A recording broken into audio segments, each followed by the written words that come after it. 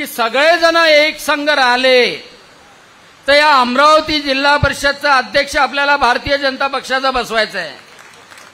जातीचा भेद नाही, कोणत्या वंशाचा भेद नाही, फक्त काम करणारा राहील तो भारतीय जनता पक्षाचा राहील।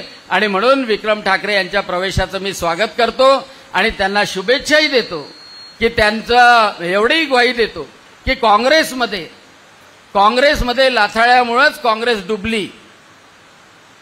काँग्रेसमध्ये लोकांचा अपमान जास्त केला जातो, सन्मान कमी केला जातो, परंतु काँग्रेस सारखं भारतीय जनता पक्षामध्ये नाही। माजी जरी असला पदावर नसला तरी त्याला काम लावून देतात, बरोबर त्याला सन्मान देतात आणि त्यामुळे कोणताही किंतु मनात ठेवू नये।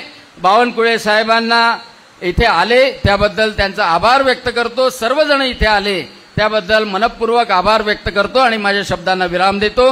जय हिंद, जय भारत।